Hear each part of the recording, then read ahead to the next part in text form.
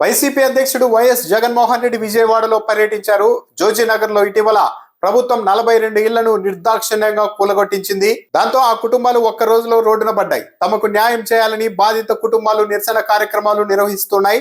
ఇటీవల వైఎస్ జగన్మోహన్ రెడ్డిని కలిసి తమకు ప్రభుత్వం చేసిన అన్యాయాన్ని వివరించారు.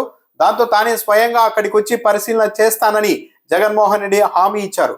ఈ నేపథ్యంలోనే జోజీనగర్ లో జగన్ పర్యటించారు. కూలగొట్టబడిన ఇళ్లను పరిశీలించారు. అన్ని అనుమతులు ఉన్నా సరే కూల్చివేశారని బాధితులు జగన్ దగ్గర ఆవేదన చెందారు. ఇదే అధికారులు ఈ 42 ఇళ్లకు అన్ని అనుమతులు మంజూరు చేశారని బాధితులు డాక్యుమెంట్లను కూడా చూపించారు.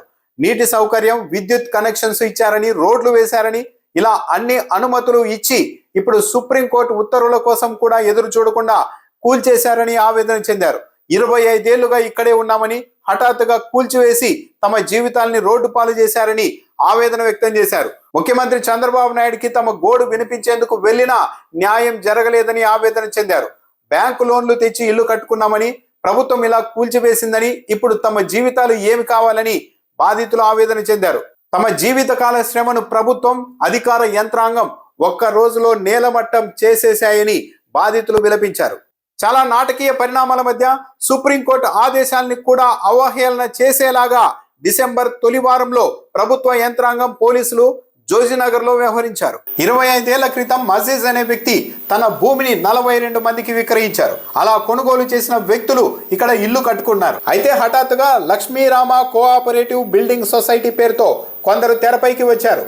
ఈ భూమిని అంతకు ముందే మజీద్ అనే వ్యక్తి తమకు విక్రయించారంటూ కోర్టుకు వెళ్లారు. 2 నెలల క్రితం కింది కోర్టు లక్ష్మీరామ కోఆపరేటివ్ సొసైటీకి అనుకూలంగా తీర్పు ఇచ్చింది. దాంతో 42 కుటుంబాలు వెంటనే ఖాళీ చేసి వెళ్లిపోవాలంటూ అధికారులు నోటీసులు ఇచ్చారు. ఇది అన్యాయం, మేము ఇంటి పన్ను కడుతున్నాం, బ్యాంకుల్లో రుణాలు తీసుకున్నాం, అధికారులు అన్ని అనుమతులు ఇచ్చారు, 25 ఏళ్లుగా ఇక్కడే ఉంటున్నామంటూ కింది కోర్టును సుప్రీంకోర్టులో సవాల్ చేశారు బాధితులు.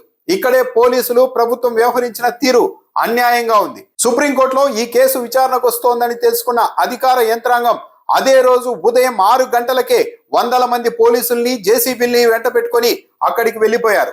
ఉదయం 11 గంటలకు సుప్రీంకోర్టులో కేసు విచారణకు వస్తుందని, కనీసం అప్పటి వరకైనా ఆగాలని పోలీసులను, అధికారులను బాధితులు వేడుకున్నారు. సాధారణంగా అయితే ఏమాత్రం మానవత్వం ఉన్నా, కనీసం సుప్రీంకోర్టు మీద గౌరవం ఉన్నా సరే అధికారులు ఆగి ఉండేవారు. కానీ సుప్రీంకోర్టులో కూల్చివేతలపై స్టే ఇస్తారని భావించి కోర్టులో కేసు విచారణకు రాకముందే కూల్చివేతలు మొదలు పెట్టారు. సరిగ్గా 11 గంటలకు సుప్రీంకోర్టులో బాధితులకు అనుకూలంగా ఉత్తర్వులు వచ్చాయి. తదుపరి విచారణ వరకు ఎలాంటి కూల్చివేతలు చేయవద్దని సుప్రీంకోర్టు ఆదేశించింది. కానీ అప్పటికీ కూడా అధికారులు, పోలీసులు వెనక్కు తగ్గలేదు. కోర్టు స్టే ఇచ్చిందని ఉదయం 11 గంటలకు బాధితులు అధికారులకు మొరపెట్టుకోగా ఆర్డర్ కాపీ చూపించాలంటూ డిమాండ్ చేశారు. ఆర్డర్ కాపీని మొబైల్లో చూపించినప్పటికీ అధికారులు వెనక్కు తగ్గలేదు. కూల్చివేతలు కొనసాగించారు. దాంతో సుప్రీంకోర్టు ఉత్తర్వులు ఏపీలో నవ్వుల పాలయ్యాయి. అంటే కింది కోర్టు ఇచ్చిన తీర్పు సరైనదా కాదా అని తేల్చే అవకాశం కూడా సుప్రీంకోర్టుకు ఇవ్వదలుచుకోలేదు ఏపీ అధికారులు. 150 కోట్ల రూపాయల విలువైన ఈ ప్రాపర్టీని కబ్జా చేసేందుకు ప్రభుత్వ పెద్దలే కుట్ర చేశారని జగన్మోహన్ రెడ్డి ఆరోపించారు. చంద్రబాబు నాయుడు, నారా లోకేష్, విజయవాడ ఎంపీ కేశినేని చిన్ని ఈ వ్యవహారంలో ఇన్వాల్వ్ అయ్యారని జగన్ ఆరోపించారు. ఒక తప్పుడు సొసైటీని సృష్టించి భూమిని కాజేసేందుకు ప్రయత్నించారని, సుప్రీంకోర్టులో కేసు విచారణ జరుగుతూ ఉండగానే 200 మంది పోలీసులతో వచ్చి ఇల్లు ఎలా కూల్చివేశారని జగన్ ప్రశ్నించారు. 25 ఏళ్లుగా వీరు ఇక్కడే నివాసం ఉంటున్నారని, ఇదే అధికారులు బిల్డింగ్ ప్లాన్లకు అనుమతి ఇవ్వడంతో పాటు విద్యుత్, నీటి కనెక్షన్లు కూడా ఇచ్చారని, అన్ని పత్రాలు ఉండడంతో బ్యాంకులు లోన్లు కూడా ఇచ్చాయని జగన్మోహన్ రెడ్డి గుర్తు చేశారు. అంతా సవ్యంగా ఉన్నప్పుడు హఠాత్తుగా ఎలా కూల్చివేస్తారని నిలదీశారు. ప్రభుత్వం బాధితుల వైపు ఉండాల్సింది పోయి ప్రైవేటు వ్యక్తులకు మద్దతుగా వందల మంది పోలీసుల్ని ఎలా పంపించిందని జగన్ నిలదీశారు. స్థలం వీరిది కాకపోతే ప్రభుత్వం వీరి పేరున ఈ భూమిని ఎలా రిజిస్ట్రేషన్ చేయించిందని కూడా జగన్ నిలదీశారు. రాష్ట్ర వ్యాప్తంగా ఇదే తరహాలో ప్రభుత్వ పెద్దలు భూ వివాదాలు సృష్టించి వాటిని కబ్జా చేస్తూ ఉన్నారని జగన్ ఆరోపించారు. ఇదంతా కుట్రపూరితంగా చేశారని, ఈ వ్యవహారంలో చంద్రబాబు, నారా లోకేష్, విజయవాడ ఎంపీ, స్థానిక జనసేన పార్టీ కార్పొరేటర్ కూడా ఉన్నారని, ఈ వ్యవహారం మొత్తం బయటకు రావాలంటే సిబిఐ విచారణ జరగాల్సిందేనని జగన్ డిమాండ్ చేశారు.